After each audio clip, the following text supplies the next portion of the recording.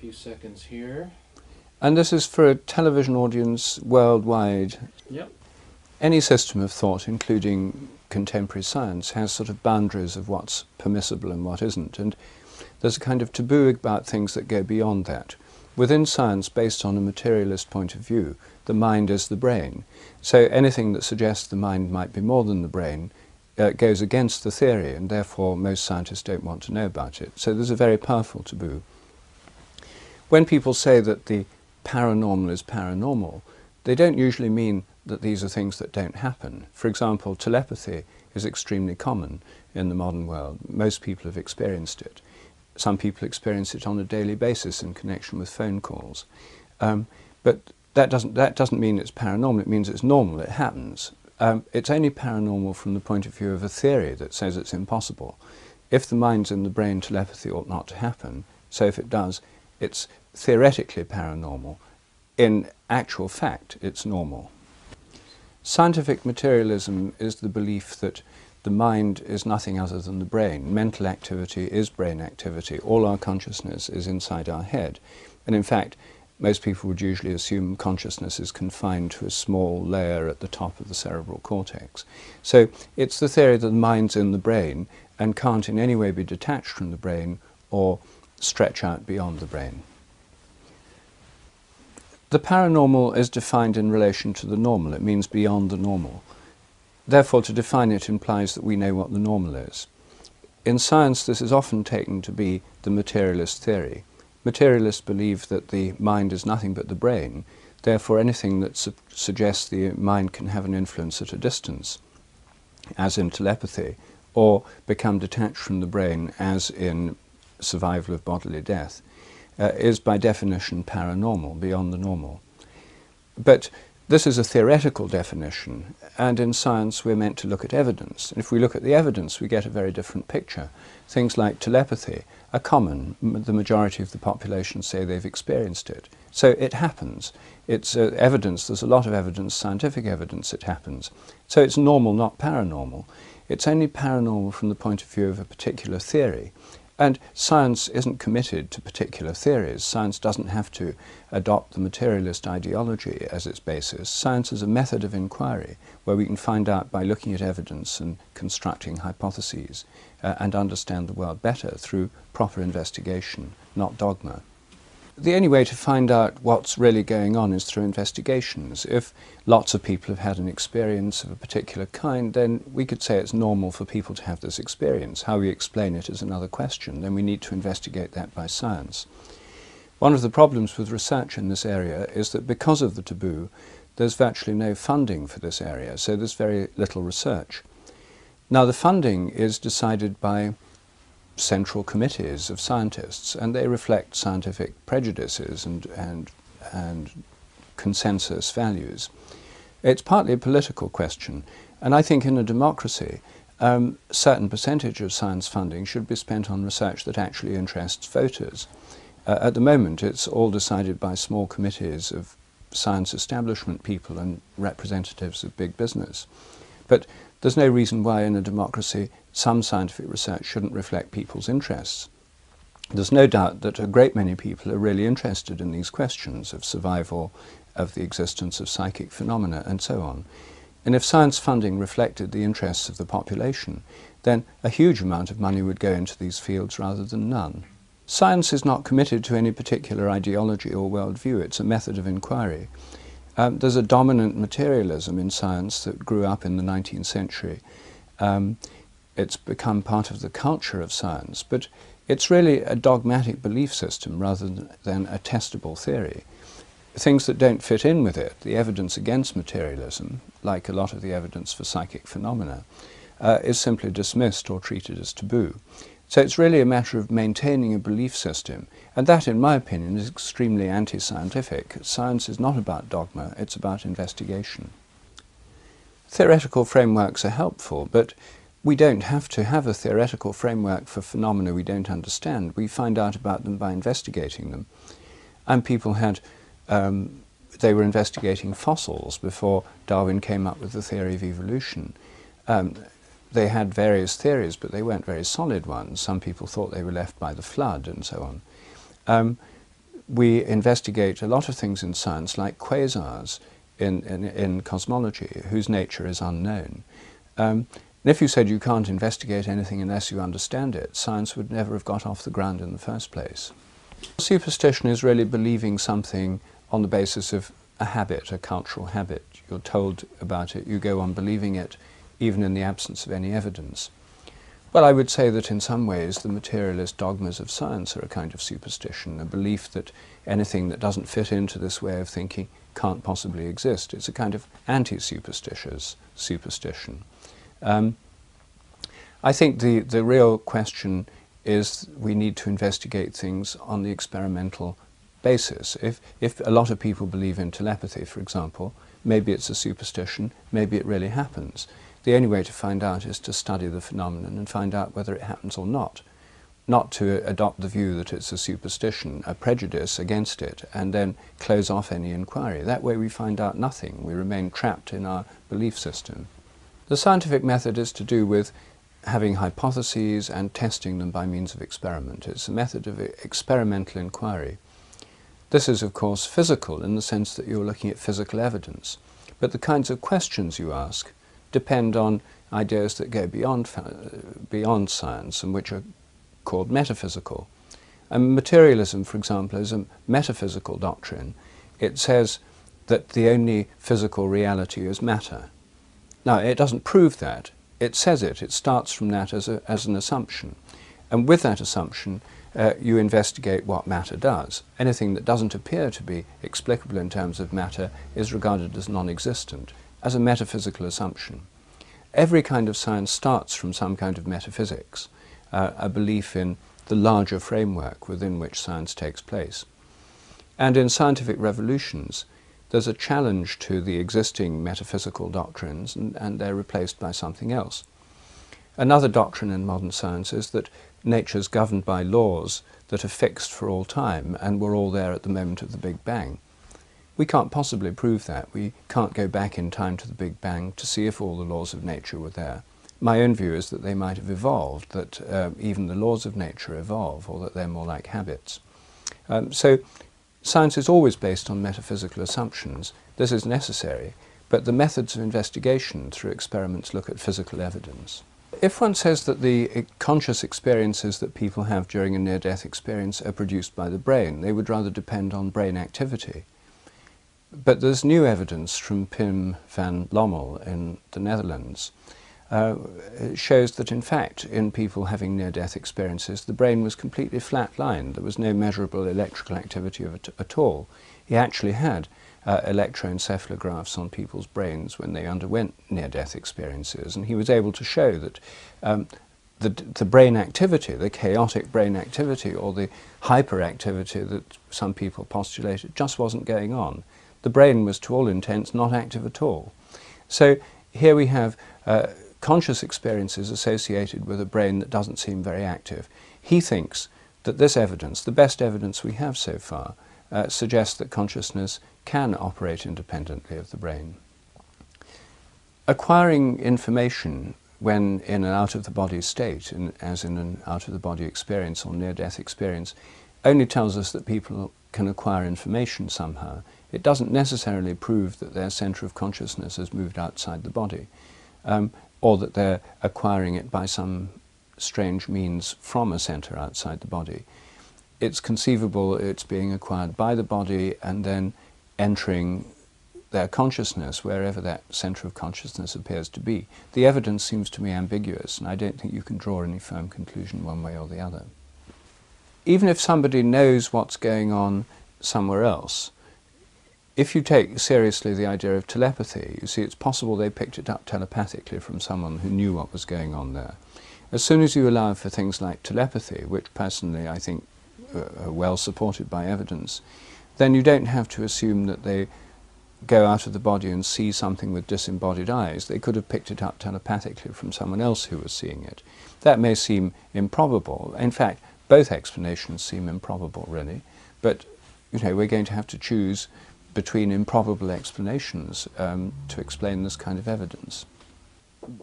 We don't know how telepathy is working, you see. If we don't know that telepathy is necessarily working through the brain. So if the fact the brain's flatlined doesn't prove that telepathy is impossible in that state. My own view is that telepathy is a field phenomenon, that our minds are fields of activity, and that telepathy depends on field connections.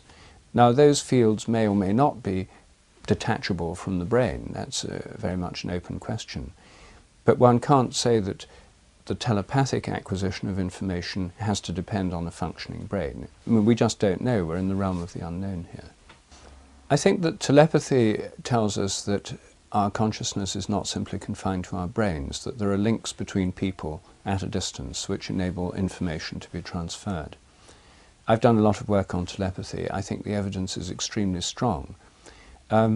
It shows the mind is more than the brain, and it implies that the mind is like a system of fields that project out beyond the brain, just as a cell phone has invisible fields that go beyond the surface of the cell phone, or a magnet has fields that go beyond the surface of a magnet. So I think our minds extend beyond the brain. Telepathy is consistent with a field theory of the mind, but in these examples, telepathy is still rooted in the brain. Now, near-death experiences and out-of-the-body experiences rather suggest that the centre of consciousness can be detached from the brain. If telepathy is a system of fields, then the question is, can these fields leave the brain and be sort of free-floating in space? Now, that's quite a big jump, and I find it rather hard to know what to think about that. I'm perfectly happy with the idea of fields extending around the brain to explain telepathy, which is a much less challenging phenomenon than these out-of-the-body experiences or evidence for communication from the dead. Telepathy is, pretty close to ordinary kind of scientific reality, in my opinion, and relatively simple to understand. These things go much further and are much more challenging, and I honestly don't know the answer. I'm never quite sure what people mean when they say consciousness is non-local. I think consciousness is located normally in our bodies. I mean, we have a point of view which is normally located inside our bodies. My point of view now is based on where I'm sitting. It's not distributed at random anywhere in the universe. It's centered here. I can have non-local interactions. If I have a telepathic communication with somebody in Australia, then there's an influence that doesn't seem to be dependent on distance or locality that passes between us. But that person is also localized in a particular place in Australia. So you can have non-local interactions. And in physics, when people talk about non-local interactions, they mean that one thing and another thing can be linked at a distance in a way that doesn't seem to depend on how far apart they are. But these things nevertheless have locations. To say non-local in a general sense implies that it has no place, no locality. All our conscious experience has locality. Even out-of-the-body experiences have a location for the consciousness near the ceiling of the room, for example. It's still located at a particular point in this physical universe. So it's a little confusing to use the word non-locality as if it implies that nothing has a place. I think that our normal consciousness works through fields, that in perception, our perceptual world is projected out. I think vision involves light coming into the eyes and the visual world being projected out. So if you see me sitting here now, your image of me isn't inside your brain, where the materialists say it is. It's where it seems to be. It's projected out by you to where I'm sitting. So consciousness involves a system of fields, of perceptual fields, that are going on the whole time, even in ordinary experience. Our mind isn't confined to the inside of the brain any more than the field of a magnet's confined to the inside of the iron bar. Nevertheless, normally the consciousness is rooted in the brain. There are two circumstances when we experience our consciousness as not being rooted in our brain, as being located in some other body or place. And the first, and in my opinion the most important and interesting, is in dreams. Everybody's had the experience of having a centre of consciousness outside their physical body during dreams. I may dream that I'm running along the road, even flying, and yet my physical body's asleep in bed. So every one of us has a dream body, an alternative body, and another kind of body that we experience subjectively from within on a nightly basis. which has a world going on around it, and in our dreams we're centered in this body. We may not always be conscious or aware of it, but we always have a point of view centered in this body. So everybody knows from the experience of dreams that we can experience our consciousness as being located somewhere other than in our physical body. Sometimes in dreams we dream about familiar places. Sometimes we're dreaming about fantastical places that don't really exist. But it shows that our body can occupy a space in a kind of conscious realm of possibility or imagination or conscious construction that's not inside our body. I think the best way of understanding the out-of-the-body and near-death experiences is to see this as being close to the dream phenomenon, where our dream body, or something like our dream body, becomes detached from our ordinary body, just as it does in dreams. It's just that they're more clear, or we're more aware of what's going on. And this does in fact occur in a particular class of dreams called lucid dreams, dreams where people know they're dreaming, and they're aware that they're in their dream body, and they can go where they like, and they have gain a kind of power over the dream state. This is something practiced by shamans in traditional cultures. It's something that many people have had spontaneously in our own. So to me, the key to the question is understanding the dream body, because that's the normal experience that all of us have had, even if we've never had an out-of-the-body experience. In our dreams, we've all experienced being outside our normal body, in some other body, or in some other center of consciousness. Well, the dream body is sometimes called the astral body, and so some people call the conscious control of out-of-the-body experiences astral projection. I don't think the word astral helps us very much. I prefer the word dream body, because dream body is so clear. It's plain English, and everybody knows that they've got a dream body because they've all experienced it. If you talk about astral bodies, then it brings in a whole esoteric nomenclature that's rather puzzling. The word astral suggests a connection with the stars, and it's not at all obvious why you should call this dream body after the stars. We may think of our dreams as fantastical and unreal, and in many ways they are. But when we're having a dream, when we're dreaming, it seems real enough to us, and a nightmare can be genuinely frightening. It's not just imaginarily frightening, it's really frightening. And a wet dream in a man is, really wet. I mean, this is things are actually happening in the dreams. It's not just a fantastical realm. So to dismiss our dream experience on the grounds it's not real is something we only do on the basis of a comparison with waking life. Now, say you float out of your body and you have a near-death experience, and this is like being in a dream. And say it's not a near-death experience, say it's a real death experience.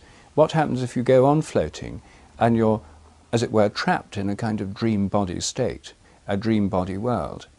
The difference from an ordinary dream is you can't wake up any longer because you haven't got a living body to wake up into. And what if survival of bodily death is rather like being in a dream from which you can't wake up? That seems to me the most plausible way of thinking about it, in fact, because we already know from our own experience we can be in a realm of conscious experience with a kind of body in our dreams that's not the same as the ordinary realm. We already know that our dreams are tremendously influenced by our preoccupations, our fears, our desires. We can have nightmares, which are usually about being trapped or unable to escape, or being chased or being threatened by some destructive force, like a monster. All these things may happen after we're dead, and people may have a great range of different experiences after they're dead, depending on the kind of person they are. It might be like being in a dream from which you can't wake up.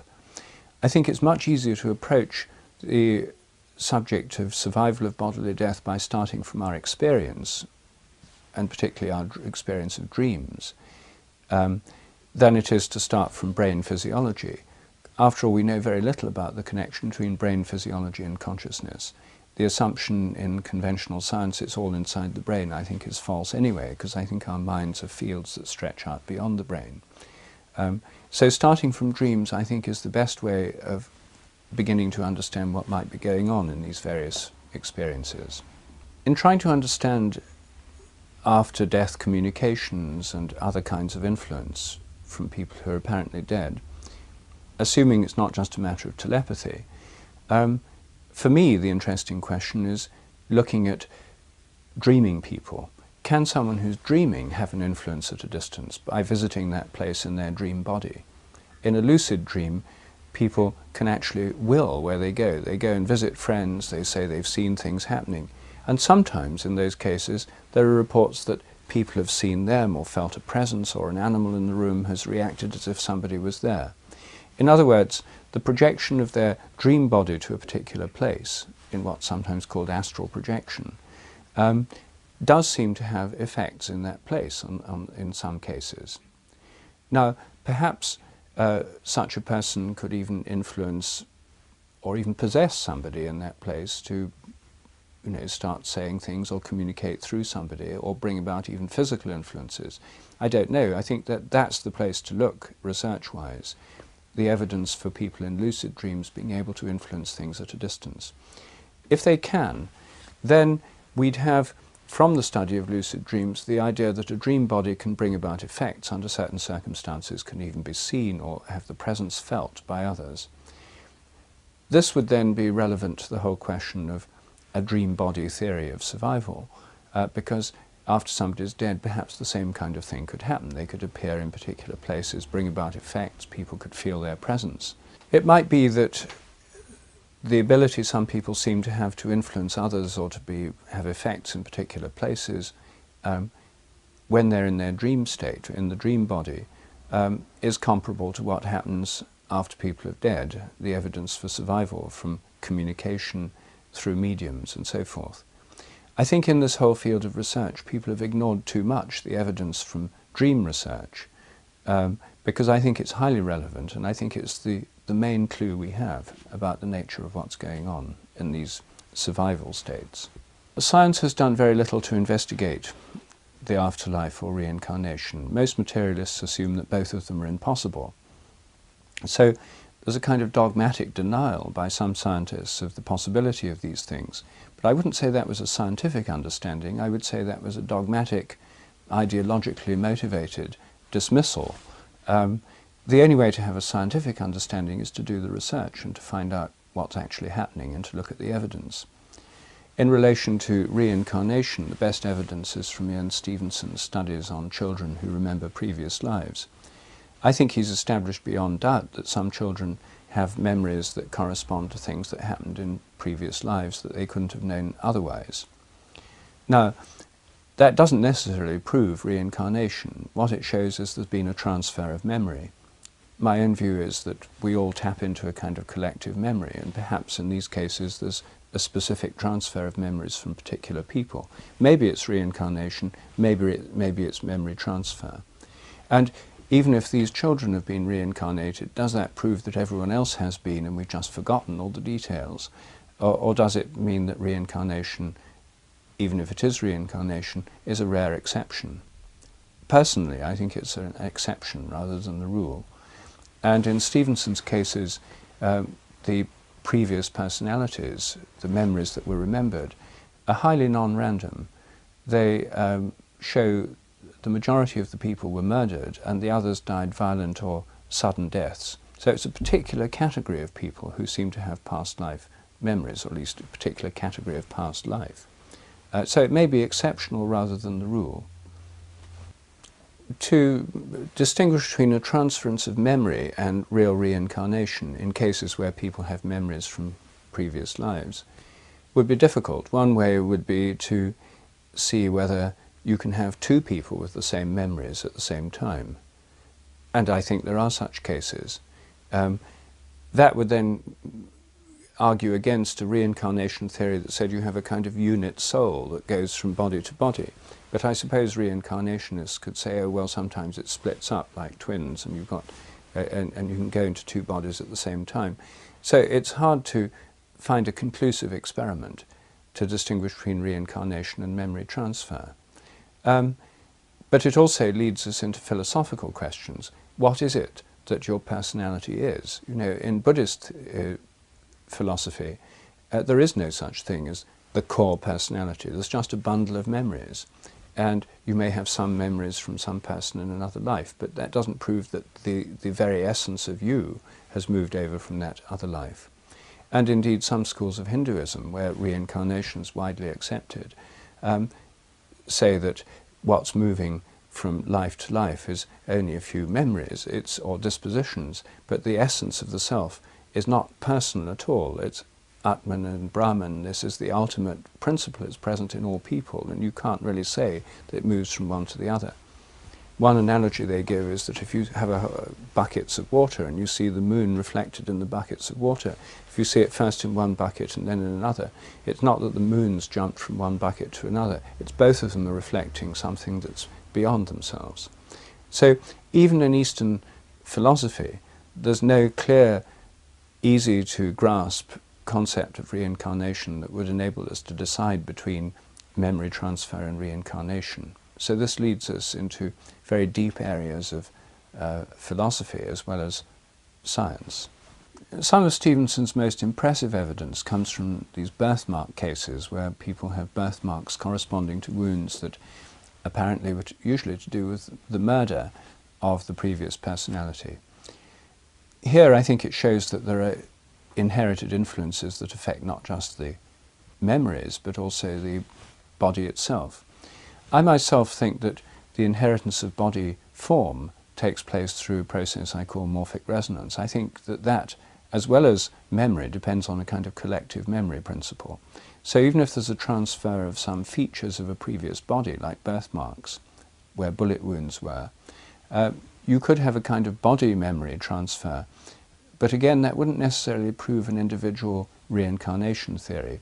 It would show that there was a strong influence from a particular previous person that's influenced both the body and the mind of a later person. A transfer of memories, but it wouldn't necessarily prove that they were that person. This really then becomes a matter of what you would believe on philosophical or theological grounds about what reincarnation is and what the essence of the person is. I don't know how the reincarnation birthmark cases work, how to explain those. A reincarnation would be one possibility, but there would also be a possibility of transfer of memory through the fields that shape the growing body, what I call morphic fields, which depend on a kind of memory and influence from the past. And if there's an influence from a particular person in the past with bullet wounds or something that influences this body as it grows in the embryo, there's certainly something working through the field influencing the form from a particular person in the past as part of a collective influence from lots of other people in the past. It's a kind of memory effect, but it doesn't necessarily prove complete reincarnation. After all, the newly born child or the young child who has the memories doesn't look exactly like the other person. It's not as if their entire bodily form has been transferred from one body to another. It hasn't. They look different. It's just they resemble them in certain features. And when they have conscious memories of previous lives, it's not as if the whole of their memory is filled with these memories. They say these things sometimes, but they have other things in their minds as well, and quite often they forget these memories of past lives by the time they're 7 or 8 years old. So it's not as if there's a total package deal where an entire bodily form, an entire set of memories, habits and dispositions is shifted from one body to another. There's a transfer, even on the best available evidence, Stevenson's evidence, of certain influences among others, and those others have come from other people in the past. I think we're all a kind of composite. People who have memories of previous lives may have specifically enhanced memories of certain people in the past, but this is not the whole of their personality, nor is it the whole of their bodily form. It accounts for certain marks, like birthmarks, but not the shape of their nose, the size of their face, even their sex, because some people are born as boys when the previous personality was a girl. These are pretty major differences. The scole experiments were done carefully, and they were done as properly as was possible under the circumstances. And all of us would have liked to have infrared sensitive cameras filming what was going on and more light in the room. But this is something that, for various reasons, they wouldn't or couldn't agree to. Now, the cynics would say this is because they'd got something to hide. They would say this is because these phenomena can only manifest in darkness, and it wouldn't be possible to look at them under these conditions, and for some reason they didn't want it to be filmed with infrared cameras. So this is something which the scientists and the psychical investigators involved were very keen to try and have done, but it was just not something that the mediums or the spirits that spoke through them would agree to. So unfortunately the evidence isn't as conclusive as it would have been if phenomena had been captured on film and there'd been sufficient light in the room to rule out certain other explanations. When I attended a sitting in Scole with the Scole group, this was in a basement. It was dark. The mediums wore luminous bands around their wrists so that you could see where their arms were. But apart from that, there were no lights in the room, and so it was extremely dark. In the course of the session, there were things where lights appeared. At one stage there were small lights darting around the room, and my mind was trying all the time to think of so-called rational explanations for this. I thought at first that the lights must be small light-emitting diodes suspended on the end of nylon fishing line type things. And I more or less come to the conclusion that's what was happening, that they must have found some way of waving fishing rods around with these lights on the end. When the light came down in front of it, went pop, went through the table and came out the other side, and then floated up the other side. Now, no nylon fishing line explanation would account for it going through an apparently solid, well, it was a solid object, a table. So there were things there that I just couldn't understand in terms of any normal kind of explanation. This is where people who are experienced conjurers and illusionists come in, and they always say, oh, well, there's a way of doing it, we can trick people, and so on. The trouble is you get into this shadowy realm where you get claims from illusionists who claim to have a superior knowledge of all these tricks. I don't know of any that have duplicated that trick or shown how it could be done. I mean, it doesn't seem like a trick, but I mean, I couldn't stop all these skeptical thoughts flooding through my mind as I sat there seeing these things happen. At one stage, a disembodied hand appeared, and appeared to be floating over the table. I asked Mrs. Bradshaw, who was speaking through one of the mediums, if this was a disembodied hand. I said, I can see a disembodied hand. She said, it's not a disembodied hand. I said, you mean it's got an invisible body attached? And she said, precisely. And then she said, would you like it to touch you? And I said, yes. So she said, well, ask it. So I said, hand, will you touch me? And so the hand went round behind me and it tapped me on the shoulder. And then I saw it moving down and again floating over the table. Well, this again was extremely difficult to make any sense of. My mind went into overdrive thinking of explanations, you know, hands that were somehow with strings holding them up, and I mean, trying to think how this could be done through some kind of cheap conjuring trick. I couldn't think of any explanation of that kind. And then, when I was there, a crystal on the table started glowing and moving around. So there were some lights from these apparently self-luminous objects. And so there were a number of strange physical movements and phenomena which were exceedingly hard to understand, which didn't make sense in any normal terms, which, if they were conjuring tricks, would have required extraordinary ingenuity. And I couldn't see any evidence that the people were moving around or doing this kind of thing, nor, since they seemed decent, honest, quite ordinary people, could I see why they'd want to get up to such elaborate tricks as these. So I was completely baffled by the entire experience. And I really couldn't see, even if you accept the afterlife explanation, that these really were disembodied spirits speaking through the mediums. I still couldn't understand why, even if they were disembodied spirits, they want to make little light-emitting diode-type lamps whiz around the room, or have disembodied hands appear, or make crystals float in the air and glow with a mysterious light. And the whole thing was utterly baffling, even if one took it at face value. These occurrences were evidences of something very strange happening. You could perhaps call it psychokinesis, which is mind-over-matter effects. But say there were real mind-over-matter effects going on, as opposed to conjuring tricks. then how do we know they were coming from the minds of the disembodied people rather than from the minds of the mediums who were sitting in the room? In poltergeist phenomena, disturbed adolescents typically can be associated with the movements of solid objects. I've investigated a poltergeist case in North London. It involved bottles of Bailey's Irish cream being flung across rooms, writing appearing on walls, items of furniture toppling over, and so forth. These are quite big physical effects, bigger than any I saw at Scole. Yet we don't invoke disembodied people who are dead to explain these. These seem to be associated with mental disturbances in the mind of a teenager, in this case, a teenage girl. So if minds can produce these kinds of effects and do so in poltergeist-type phenomena, then minds might have been producing them at Scole, but then the question is whose mind? Were they coming perhaps through the unconscious minds of the mediums who may not consciously have been causing these effects any more than disturbed adolescents consciously cause poltergeist phenomena? Or were they caused by seemingly discarnate spirits like Mrs. Bradshaw, who seemed a very respectable middle-class lady from Cambridge in the early part of the 20th century? But even if it was Mrs. Bradshaw, why would she have wanted to make small lights whiz around the room?